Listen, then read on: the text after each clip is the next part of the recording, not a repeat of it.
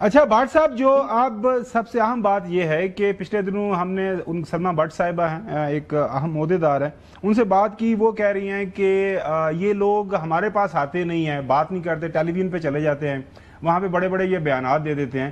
تو کسان اتحاد، باقی بھی جو آرگنائزیشنز ہیں جو اس ایشو کے اوپر کام کرتی ہیں، تو حکومت کے ساتھ آپ کی کوآرڈینیشن، ان کی پالیسی میکنگ کے اوپر کوئی فیڈ بیک ان کو آپ دیتے ہیں، یا آپ کی کوئی بات ہی کوئی نہیں سنتا؟ یہ آپ سے مشورہ کر کے انہوں نے دی ہے. اچھا صاحب سنن دے دو نا، سنن دے دو. جی بھٹ صاحب. خبر گمن صاحب، ہماری کہاں کہات کہ ہمیں بلا کے وہ سنیں. میرا صدر آیا، ان کے بٹ صاحبہ کے پاس گیا، ہماری ٹیم گئی، ہر جگہ پہ گئے، ہمیں کہاں سنتے ہیں. انہوں نے اپنی مرضی سے چیزیں آرڈر کرنی. ہم کوئی شوگر مالکان ہیں جو گورنمنٹ میں بیٹھے ہیں کہ ہم سے پوچھیں گے؟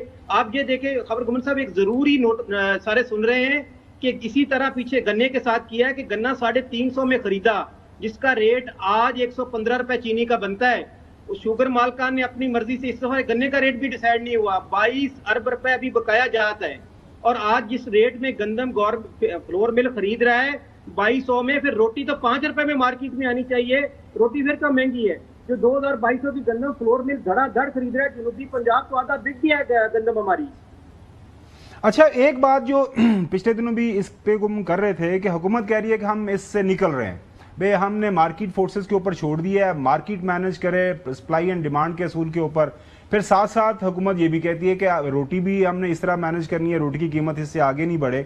تو اگر حکومت نکلنا چاہتی ہے، تو آپ کے جو دوسرے ساتھی ہیں وہ کہہ رہے ہیں کہ حکومت اگر اس سسٹم سے نکلنا چاہتی ہے تو پھر پوری طرح نکل جائے. بالکل ٹھیک بات ہے، بالکل ٹھیک بات ہے. نکلنا ہے حکومت تو پوری نکلے. یہ بیچ میں پھر یہ جو 150 ارب والی چیز لے کر آئے ہیں، اس کو لانے کی وجہ کیا ہے؟ یعنی یا آپ کہیں جی ٹھیک ہے جی ہم مارکیٹ فورسز کے اوپر چھوڑ رہے ہیں، ہم وی آر آؤٹ، اور اگر ہم نے فوڈ سیکورٹی کو بھی انشور نہیں کرنا، اگر پنجاب حکومت نے یا وفاقی حکومت نے، تو نہ کریں. لیکن پھر ذمہ دار کو یہ باؤنڈ نہ کریں کہ آپ روٹی جو آٹا ہے اتنے کا بیچیں، پھر ہماری مرضی ہم جتنے کا بیچیں یا ہم نہ بیچیں. پھر اگر ہم نہیں بیچنا چاہیں گے تو پھر ہم نہ بیچیں. پھر کیا خیال ہے خالد بھائی، آپ بتائیں اس حوالے سے.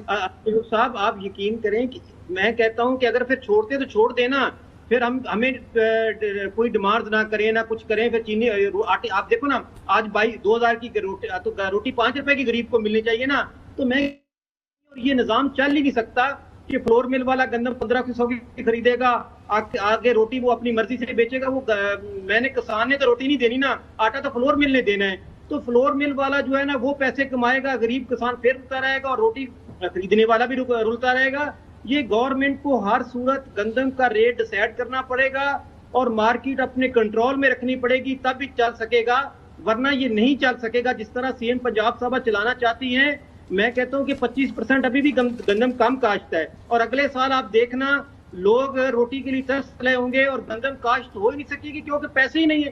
پھر یوکرائن سے کریں امپورٹ، پھر کریں یوکرائن سے، رشیا سے امپورٹ کریں، سب سٹینڈرڈ آئے گی. جی گندم ہماری گندم زمین اسمان کا فرق ہے سر. ہماری نہیں وہ اس میں کوئی شک نہیں. خالد حسین بھٹ صاحب وقت دینے کا بہت بہت شکریہ. میں آپ کے پاس اس لیے آؤں گا، آپ براہ راست جانتے ہیں لوگوں کے جو ایشوز. آپ کی اس پالیسی کی کچھ سمجھ آئی ہے؟ بظاہر تو یہی اخبارات کے اندر بھی یہی ہے اور سب کو یہی بتایا جا رہا ہے کہ یہ طریقہ کار ہوگی. مجھے ویسے آپس کی بات ہے، میں نے بھی سمجھ نہیں آئی کوئی. نہیں سمجھ بھی نہیں آئی، اور دیکھیں یہ ورکیبل نہیں ہے. آپ نے اگر یہ ہے کہ آپ کے پاس سٹوریجز اگر ہیں تو پرچیز کر کے خود رکھ لیں اور بعد میں بیچ دیں، بھی ریٹ ٹھیک کر دیں. اگر آپ نے یہی کرنا ہے، کسان کو سپورٹ ہی دینی ہے، 150 بلین کی اگر آپ سپورٹ دے رہے ہیں تو 150 بلین کی سپورٹ پھر پاس آن کریں نا.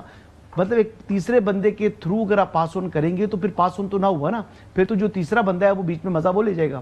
ظاہری بات ہے کہ مفت کی جو ہے وہ کچھ سوشل سروس کے لیے تو وہ بندہ نہیں بیٹھا ہوا نا. جو بھی بزنس مین آتا ہے، چاہے وہ کوئی یعنی آڑتی آ گیا یا کوئی بیچ میں انویسٹر آ گیا، تو انویسٹر تو وہی بات ہے ملک ریاض صاحب علی کہ میں نے کہا جی وہ بزنس مین اپنا زکام بھی نہیں دیتا بغیر اپنے فائدے کے.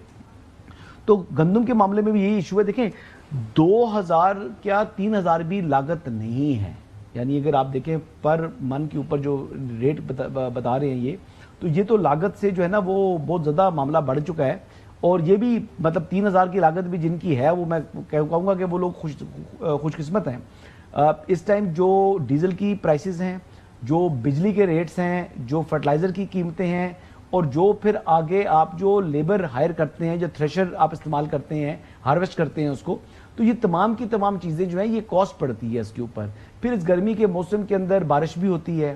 اگر آپ نے فل فور دیکھیں کسان کی کیا ضرورت ہوتی ہے کہ ادھر سے جناب گندم جو ہے وہ اس نے فصل اٹھائی وہاں پر وہ بیچے تاکہ وہ پیسہ اس کو سکیور ہو. یہاں اگر بارش ہو گئی, بارش کے بعد جو ہے نا وہ گندم آپ کی جو ہے وہ کالی ہو جاتی ہے, یعنی گیلی ہونے کے بعد گندم آپ کی کالی ہوگی. ترپالیں کہاں پر لے کر آتے ہیں جی؟ لوگوں کے پاس وسائل بھی نہیں ہیں ان کو سٹور کرنے کے, لوگوں کے پاس وسائل بھی نہیں ہے, حکومت کے پاس وسائل نہیں ہے, تو عام عوام کے پاس یہ وسائل کہاں سے ہوں گے؟ بالکل صحیح. تو یہ مسائل ہیں. پھر کل جو ہے گندم کالی ہوگی, پھر وہ آپ کو وہ ریٹ وہ نئے مسائل شروع ہو جائیں پھر گے. جو ہے نا وہ چارے کے طور پر بھینسوں کو ڈالنی پڑ جاتی ہے.